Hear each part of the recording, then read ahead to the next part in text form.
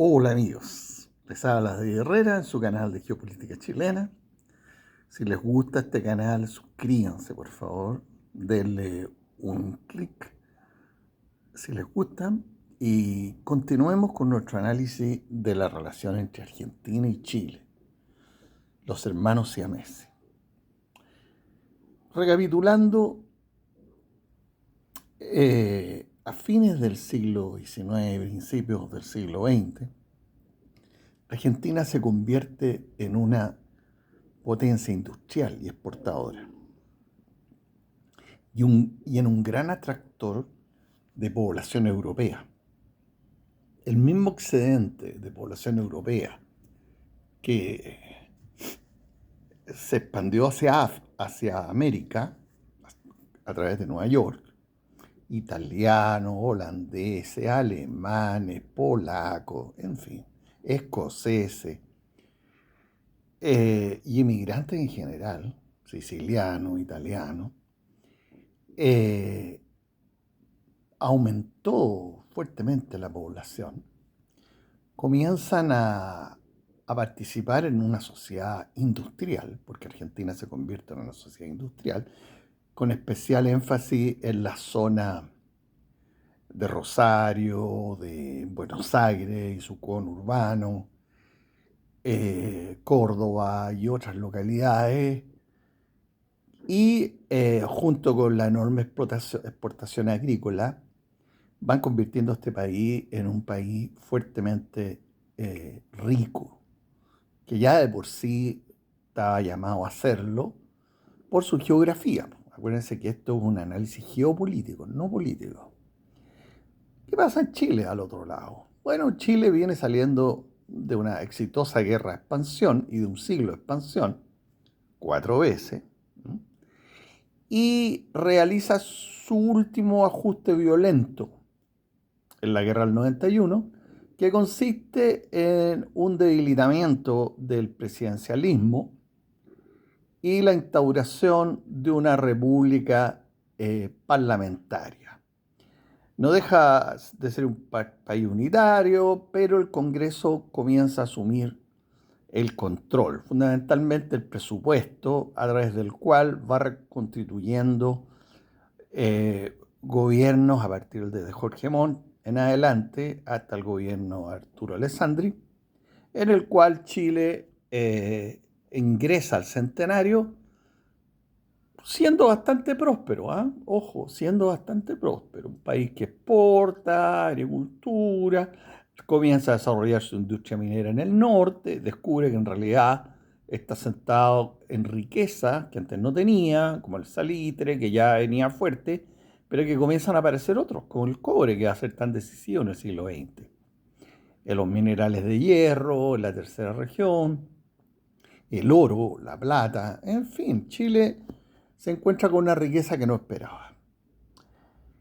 Y por supuesto, al igual que Argentina, pero orientado en este caso hacia el Pacífico, Chile se va desarrollando, pero con menor velocidad que Argentina. Siguen siendo dos países que comercian muy poco entre ellos y que además están de espalda el uno al otro. Ni al uno le interesa el Atlántico, ni al otro le interesa el Pacífico. En general, las disputas limítrofes están bastante disminuidas, prácticamente no hay focos de conflicto, los clásicos puntúos, por los clásicos temas que quedan pendientes porque las delimitaciones siempre son difíciles, especialmente con la geografía que se tiene entre Argentina y Chile, que estamos separados técnicamente por desiertos, glaciares, zonas muy hostiles a la vida humana y la cordillera, clave de la cordillera. Bueno, estos dos países se enfrentan al siglo XX con institucionalidades donde la democracia liberal se consolida. Son países bastante sólidos en ese aspecto, con excelentes relaciones internacionales, países que son un ejemplo en relación a lo que es, incluyamos aquí a Uruguay, por ejemplo, con lo que es el resto de Latinoamérica. Latinoamérica es convulsa, en México está ahí en revoluciones, en Brasil sigue una cierta inestabilidad, y en los países que fueron liderados por Bolívar, el caudillaje no para, no resuelve. Sucesivas guerras civiles entre liberales y conservadores, la lucha permanente entre la costa y la montaña en Ecuador y en gran parte del Perú, la enorme explotación de la población indígena que en esos países no se asimila, el mestizaje no resulta y afecta. Y en países irredentos que no tienen capacidad, no son viables, como el caso de Bolivia y Paraguay, que vienen saliendo uno de una desastrosa guerra que afectó su natalidad, como el Paraguay, la guerra de la Triple Alianza, y la otra con una estabilidad enorme, como es Bolivia. Su élite política es conmocionada después de la guerra del Salitre o la guerra del Pacífico, no logran estabilizarse. La pérdida del acceso al mar comienza a convertirse en el leitmotiv de la política interna y externa de Bolivia para justificar el escaso desarrollo y la enorme oligarquía que hay en Bolivia. Perú mantiene una vida estable pero mediocre. Perú no compite con Chile ya por la lucha por el control del Pacífico Sur. Valparaíso y los puertos del norte son absolutamente hegemónicos y lo que les entra a competir son los puertos del Pacífico de México, que está absolutamente orientada hacia Estados Unidos, y los colombianos, que tienen doble impacto porque impactan en el Caribe e impactan en el Pacífico Centro, si pudiéramos llamarlo. Por lo tanto, ambos países continuarán hasta aproximadamente 1930 con cierta estabilidad. Pero en 1930 colapsa la República Parlamentaria en Chile, básicamente por los desastres económicos que se nos vienen. A Chile la Primera Guerra Mundial le rompe el monopolio del salitre, que cae vertiginosamente por el salitre sintético inventado por Alemania durante la guerra y que se expande a nivel mundial, destruyendo básicamente la principal industria del cual Chile vivía. Acuérdense que durante un largo periodo desde la Guerra del Pacífico, Chile se sostenía presupuestariamente y de su gasto fiscal con el impuesto al salitre, que era por mucho el impuesto más importante que tenía Chile. Mantenía algún impuesto a la renta, muy bajo impuesto IVA, recaudaba muy poco, si es que algo. Impuestos menores, timbre de estampilla, al tabaco, etcétera, etcétera. Pero el grueso del presupuesto chileno era el impuesto al salitre. Derrumbada la riqueza al salitre, Chile se encuentra de pronto en medio de una enorme crisis económica. Sumado al hecho que el mundo, después de la Segunda Guerra Mundial, ve un enorme movimiento de capitales. Y ese primer gran momento del capitalismo a nivel mundial tiene el problema del tremendo crack del 28-29 en Estados Unidos. La enorme expansión que Estados Unidos comenzó a tener a fines del siglo XIX tropieza bruscamente con el globo especulativo y financiero del crack de Nueva York, el crack 28. De un día para otro se volatilizan casi un tercio de la economía norteamericana y entra en una crisis que llevará al mundo a una cadena ininterrumpida de países en quiebra. En Europa ocurre el crack alemán, que es terrible, que da paso al nazismo y a los totalitarismos. En Italia, luego en la Guerra Civil Española y luego en la Segunda Guerra Mundial. ¿Y qué pasa en Argentina? Argentina también sufre con la crisis del capitalismo europeo, dado que una parte importante de su crecimiento tuvo su origen en capitales especulativos y de inversión industrial fundamentalmente de Inglaterra, Francia y en menor medida Estados Unidos. La enorme expansión de los ferrocarriles que ayudó mucho al crecimiento económico, especialmente para poder sacar la producción agrícola y ganadera del centro y sur de Argentina, no logra resolver la crisis económica, que los argentinos lo golpea tanto más que a nosotros.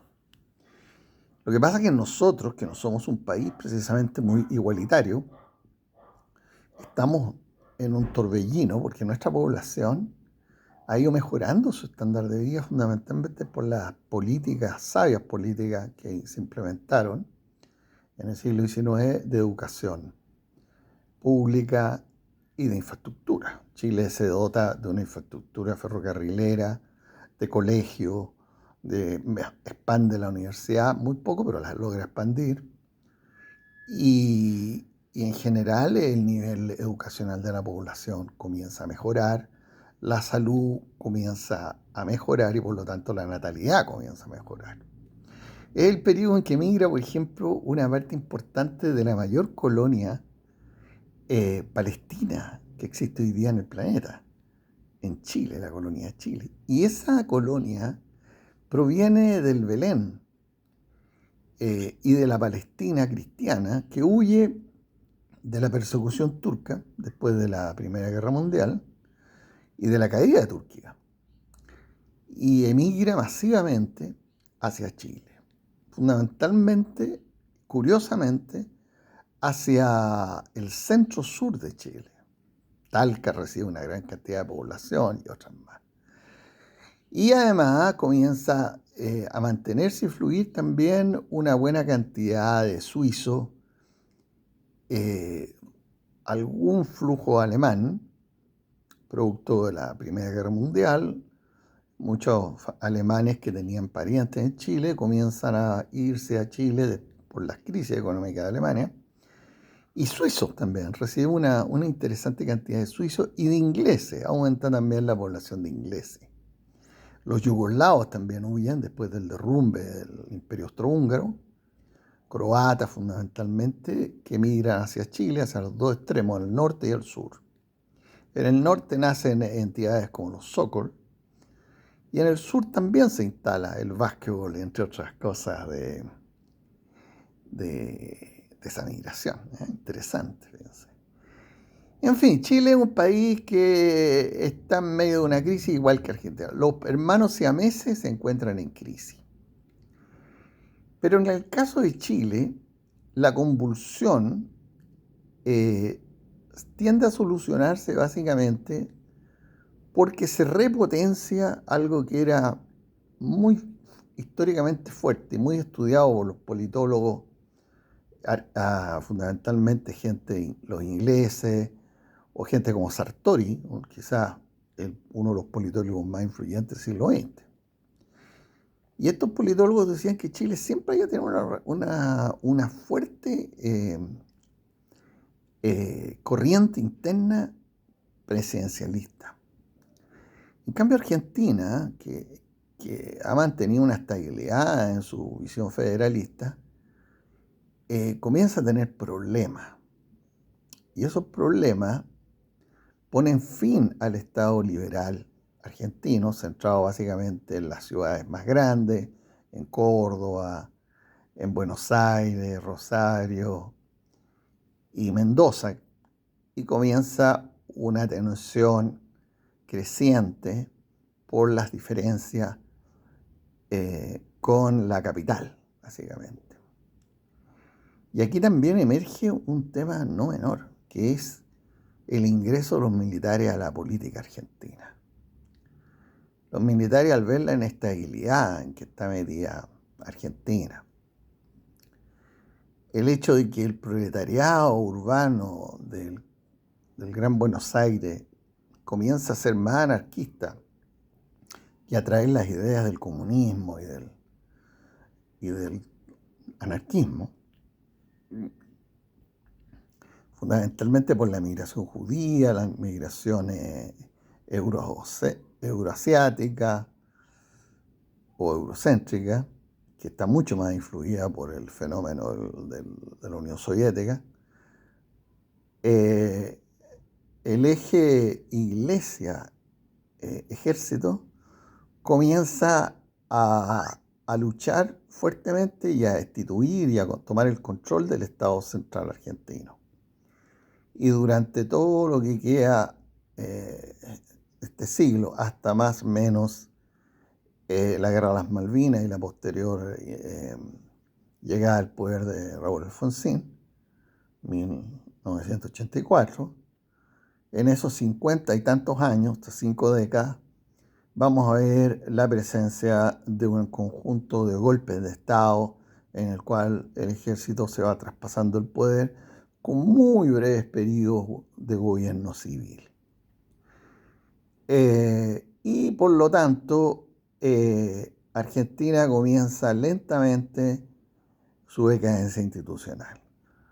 Y además emerge en Argentina un fenómeno no menor, que es el peronismo.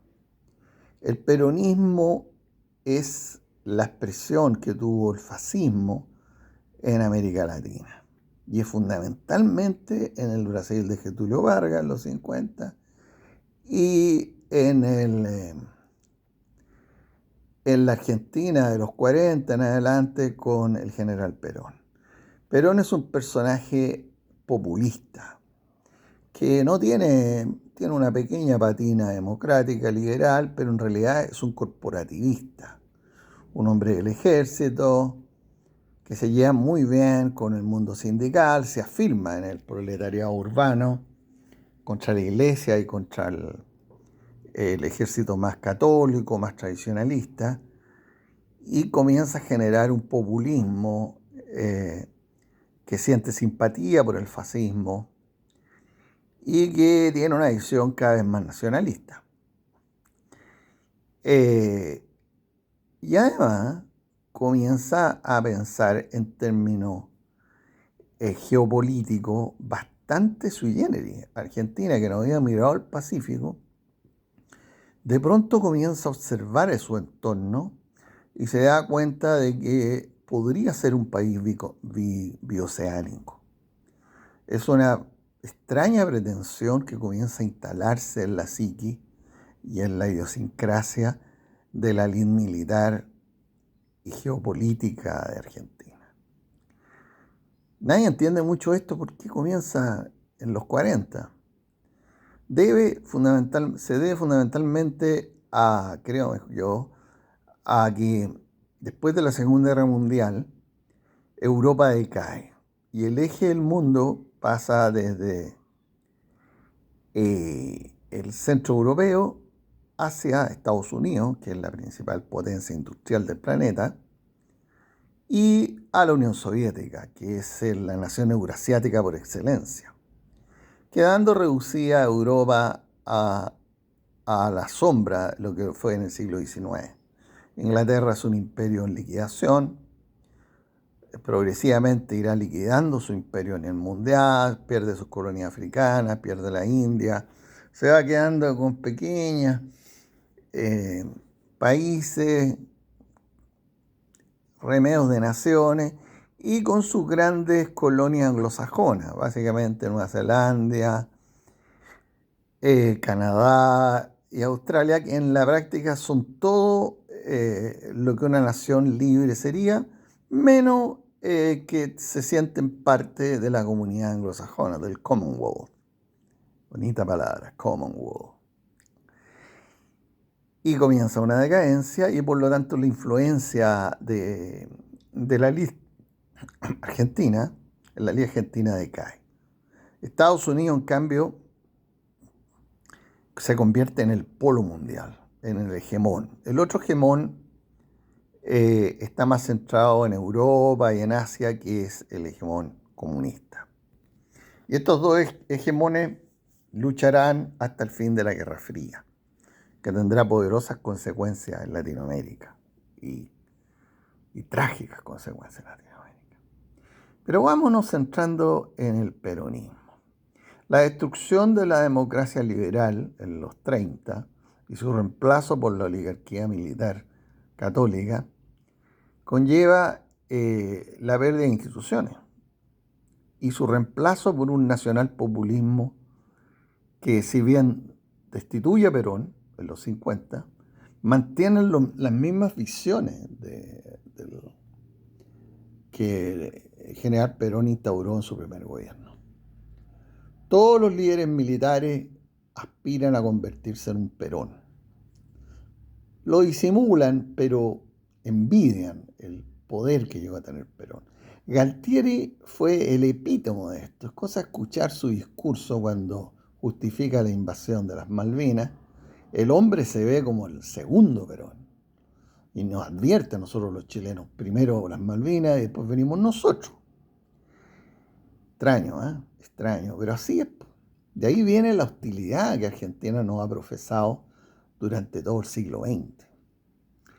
Un país claramente mirando hacia el Pacífico e impotente al ver que no tiene una salida a lo que lenta pero progresivamente en el siglo XX va a comenzar a hacer el cambio del eje desde Europa y el Atlántico Norte hacia el Pacífico, especialmente al Asia-Pacífico, a África y a Latinoamérica, los países que la llevan hoy día en materia de recursos, alimentación, energía, etc.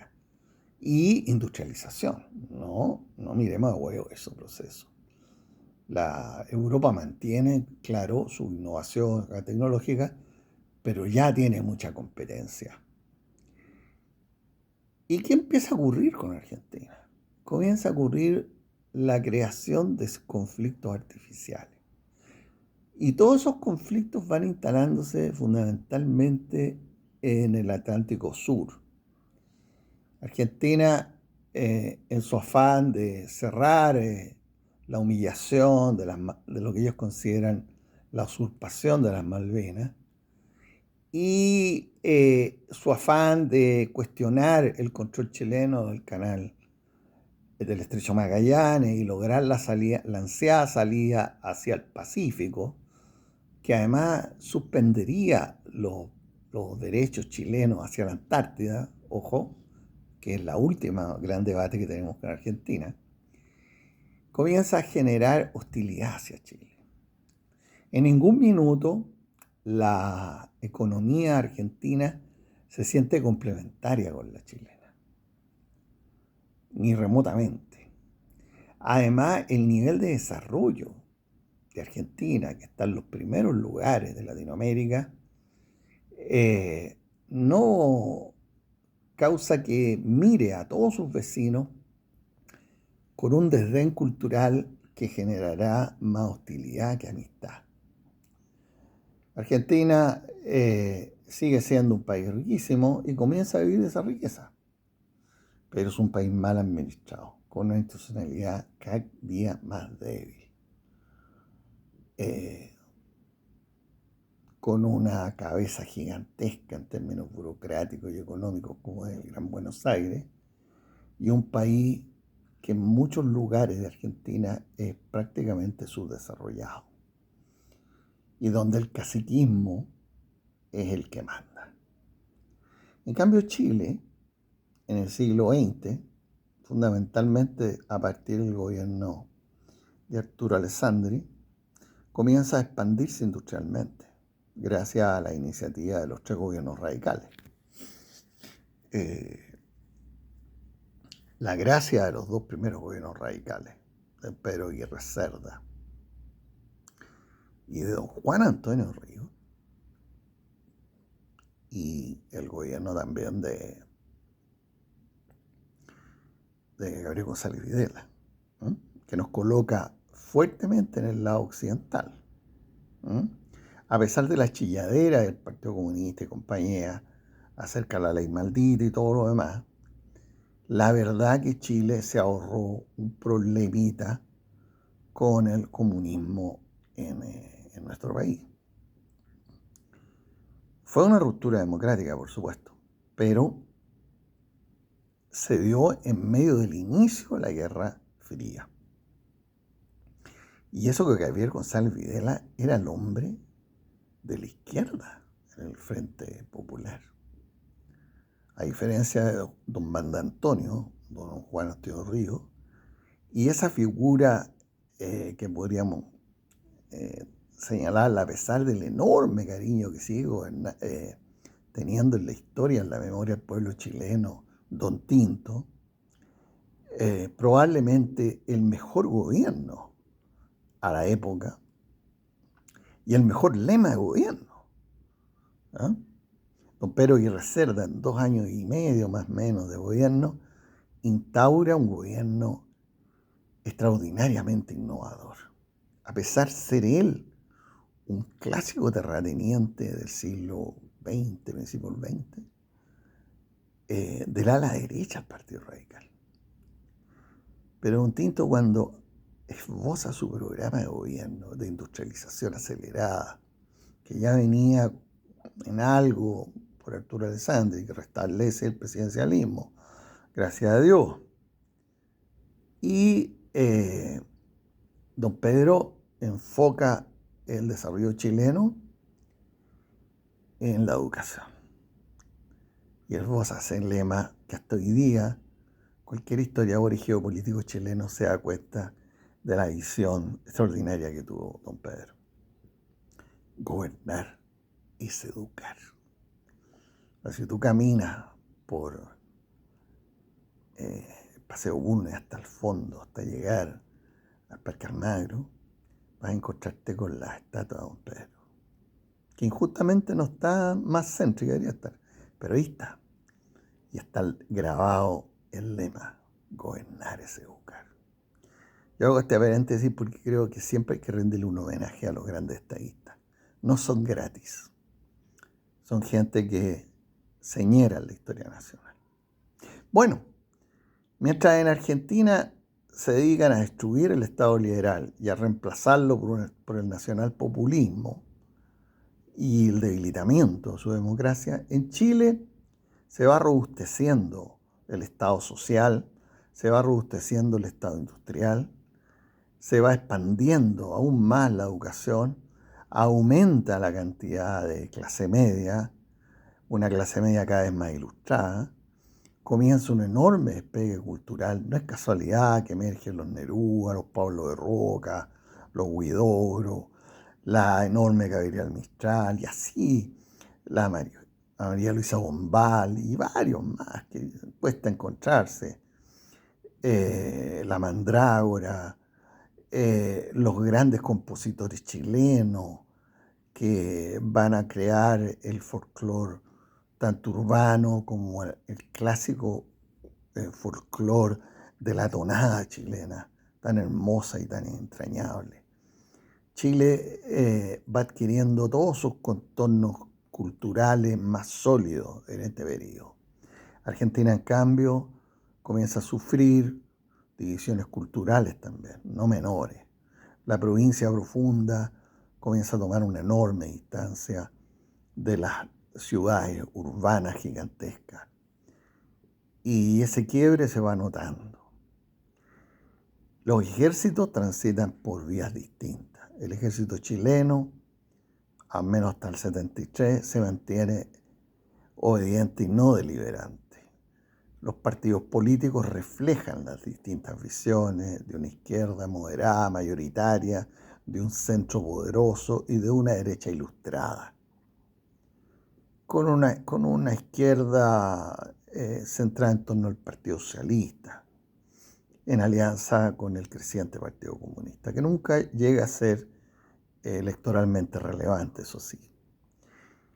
Y comienza a concursar con la figura primero de los neosocialistas, por decirlo menos, Marmaduke Grohe, Dávila y otros, que intentan imitar en algo a Perón, especialmente Dávila y Marmaduke Grohe, pero predomina así la figura creciente de los Clómiro Almeida, de los Raúl Ampuero y de fundamentalmente Salvador Allende, que se convierte en la figura principal de la izquierda hasta 1973 y más allá incluso. Chile, por lo tanto, no tiene grandes problemas geopolíticos. Deja de expandirse Chile, también. cierra su ciclo de expansión, resuelve en el gobierno de Ibáñez, resuelve el tema con Perú. Perú termina quedándose con Tacna y Chile consolida su dominio sobre Arica.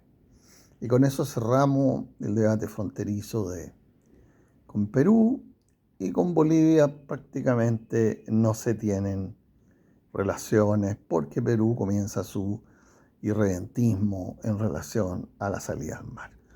Para justificar su inestabilidad eterna, Bolivia comienza a construir el mito de la pérdida del mar como causal de falta de desarrollo.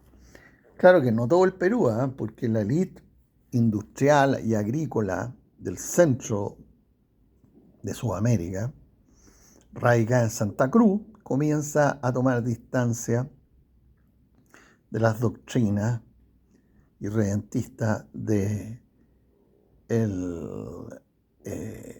la zona más indígena y más minera y no agrícola del altiplano. Santa Cruz hoy día está latente ahí.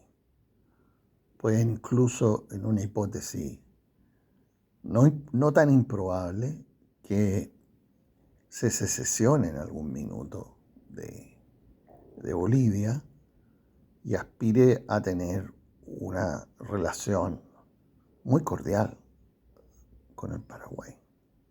Curioso. Bueno, volvamos entonces a los problemas que se ven con Argentina. La década de los 70 para Chile fue un trauma. La década comienza con el gobierno Frei, se realizan reformas que ya estaban atrasadas, como era el tema de la agricultura. Frei emprende la verdadera reforma agraria, porque la reforma que intentó implementar la Alianza para el Progreso de Estados Unidos se llamó la reforma del macetero. Hagamos una reforma para que parezca reforma sin ser reforma. El clásico gato pardismo.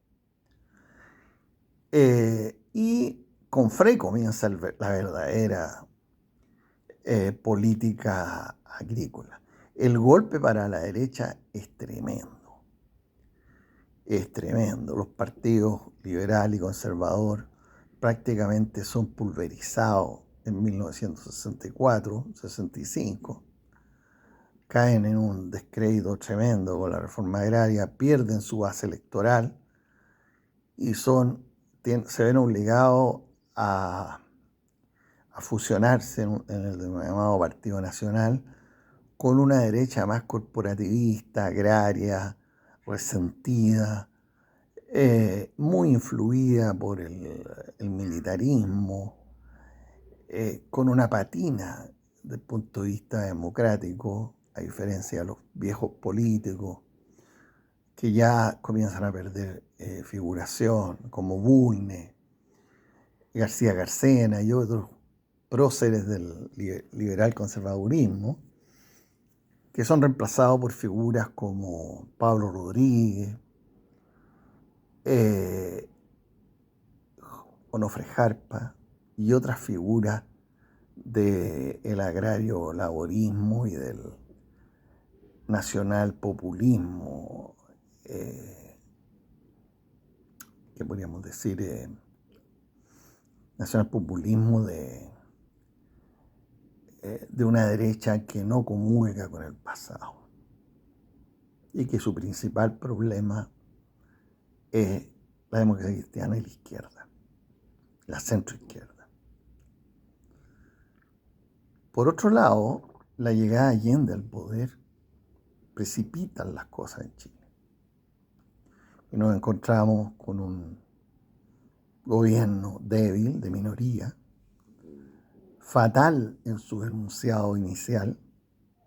Allende parte diciendo una frase que lo llevará a la tumba: yo no soy el presidente de todos los chilenos.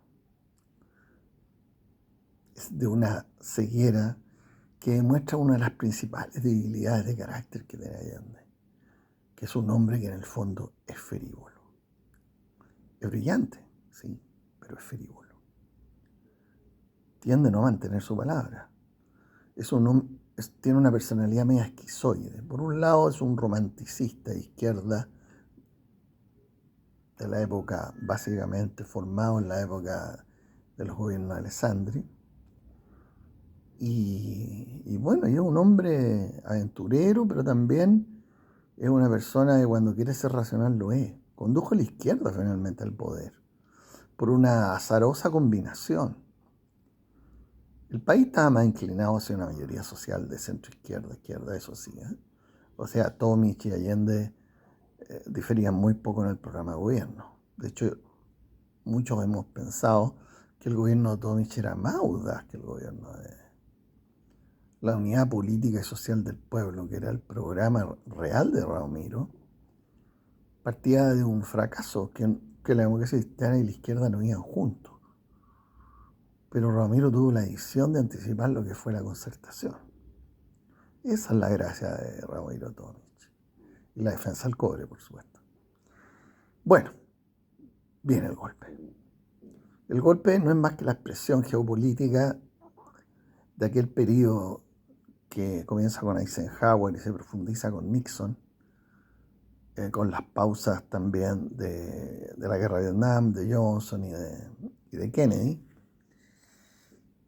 todas generando políticas hacia Latinoamérica de intervención y con la destrucción de las democracias tenues, pero democracia al fin, en el Perú, que se inclina más hacia la izquierda, en Brasil, en Uruguay, en Paraguay, en Argentina y en Chile. Todo el cono sur está en manos de los militares.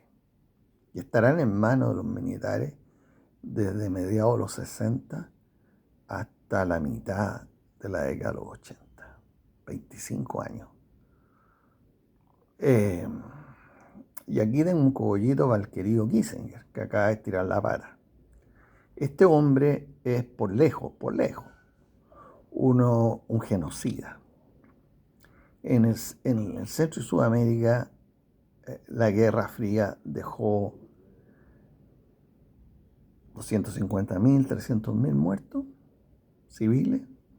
Claro, dejó también una gran cantidad de guerrilleros y de fuerzas irregulares. Pero fue un periodo de una carnicería brutal. Y este hombre, vamos poniéndole la firma, destruyó dos extraordinarias democracias, como era la chilena y la uruguaya. Él, personalmente, las planificó y las destruyó. Le debemos este oscuro periodo de corrupción y de deterioro de nuestra sociedad a Henry Kissinger.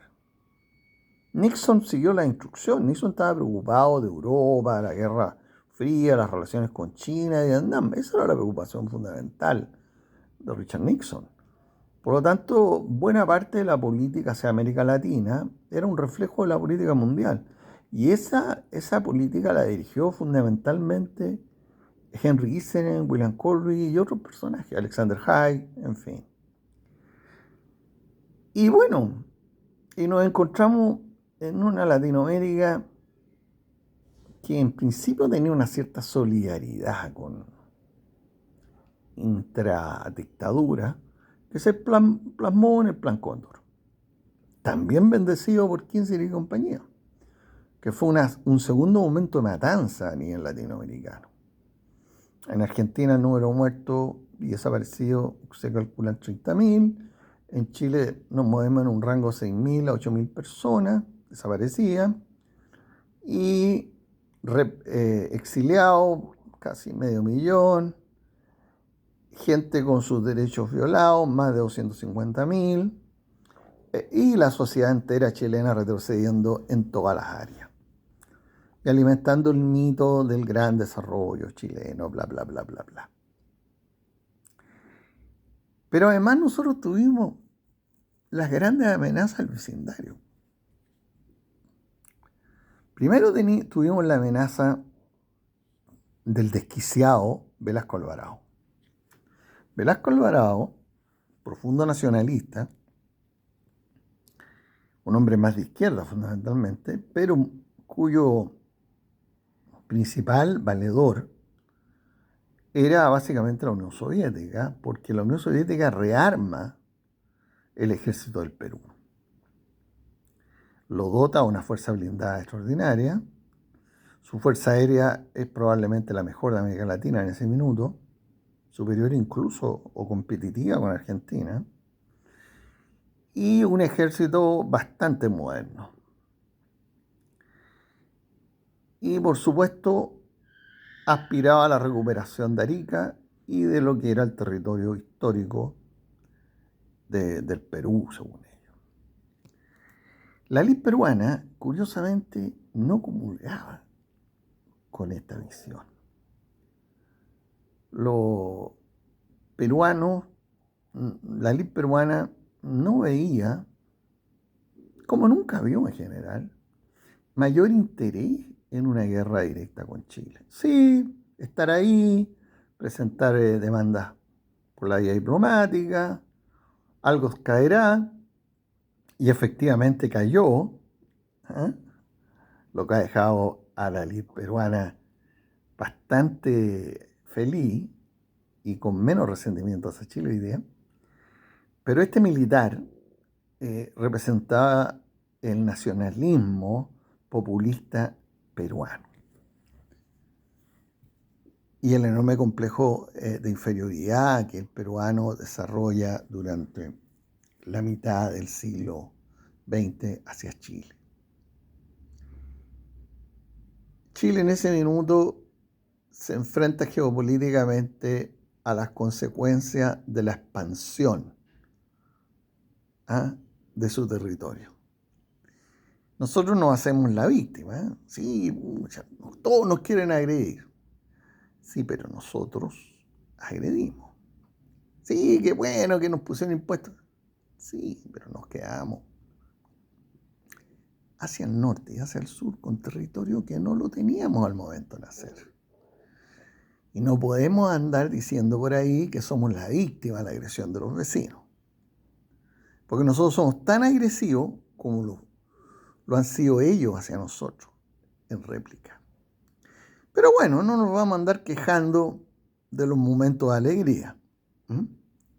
Y de las consecuencias que siempre tienen estos momentos.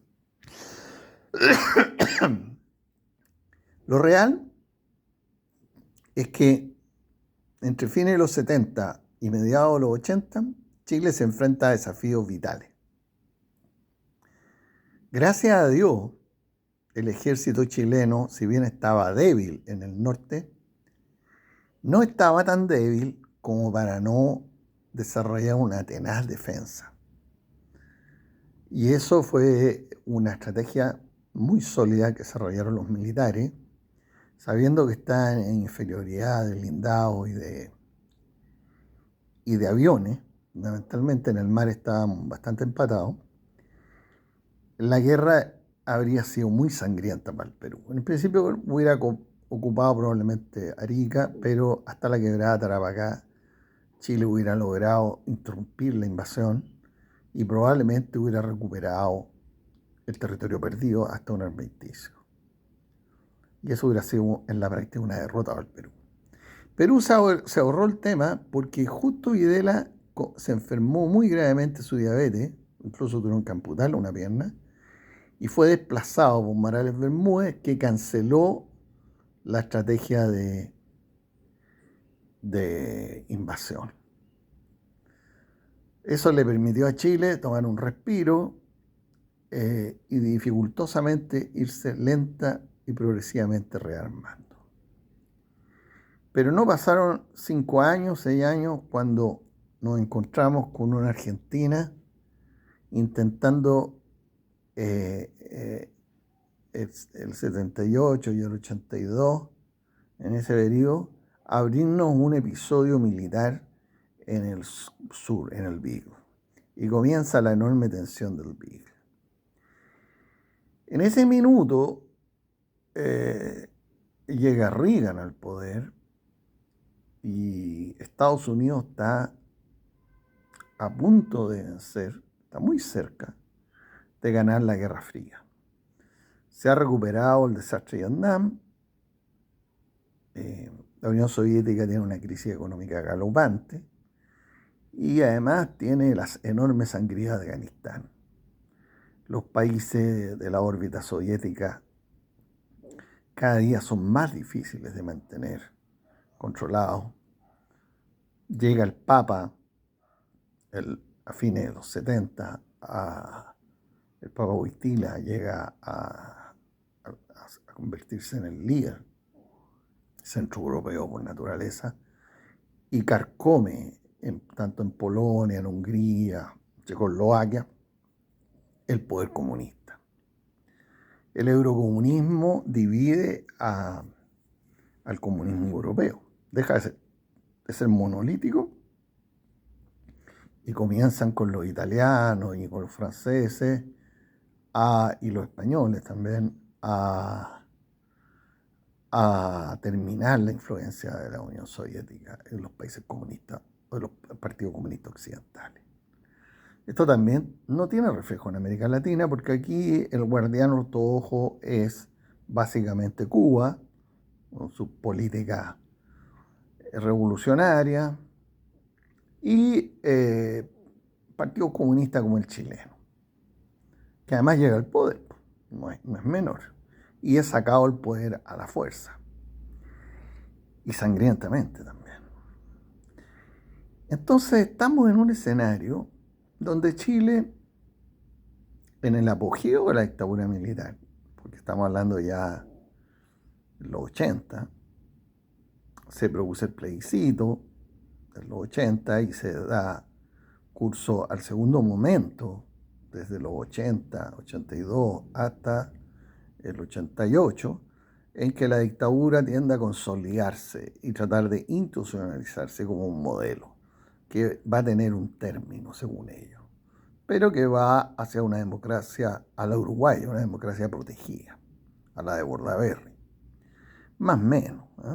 El gran ideólogo, Jaime Guzmán, construye este modelo en el cual se blinda el modelo económico liberal y se instalan los controles para evitar que eventualmente la oposición, si llegara al poder, pudiese modificar los sustantivos del modelo.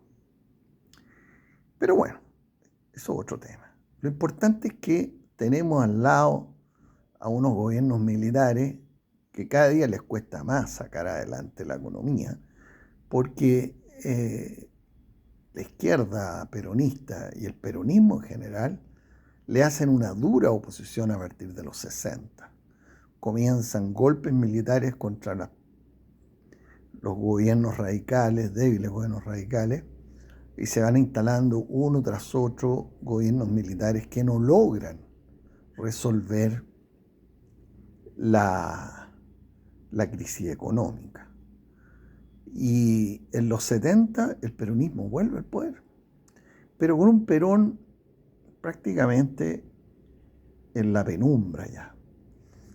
Una persona que ha estado fuera del poder 20 años, envejecido ya, en manos de una mujer de pocas luces, la que a su vez es manejada por facciones, dos grandes facciones del peronismo, uno centrado en la figura del brujo, López Rega, y su alianza anticomunista argentina, que prelude lo que va a ser la carnicería que viene después. Y por el otro lado, la extrema izquierda dura, fundamentalmente los montoneros, que es una escisión de la juventud peronista, de raíz marxista, y el trotskismo de izquierda, que también es muy fuerte. Todas estas fuerzas son centrífugas y culminan en el golpe de Estado de Rafael Videla y compañía. Ese golpe de Estado que va a cerrar el ciclo militar que comenzó en la década de los 30, es un golpe de Estado que nos llevará a una de las matanzas más grandes en la historia de Argentina. No, en realidad se habla de 30.000 muertos, pero algunos dicen que es menos, otros más, pero fue una matanza y un nivel de tortura que no es inimaginable. Y de ese gobierno Videla se suceden varios gobiernos que no logran consolidarse hasta que llega Galtieri al poder, que va a ser el canto del cisne. Galtieri entonces dibuja lo que va a hacer junto con un conjunto de militares muy agresivo, con Meléndez y compañía a la cabeza, que además está muy comprometido en el abuso de derechos humanos. Y bueno, y con esos personajes nos vamos a tener que encontrar en la mayor crisis geopolítica que tuvo Chile en su historia de relaciones con Argentina. Amigos, llego hasta aquí. Los invito a otro momento de análisis de nuestras relaciones entre los hermanos siameses. Espero que les guste, hagan un clic, si así es, y suscríbanse. Que tengan un excelente día, fin de semana.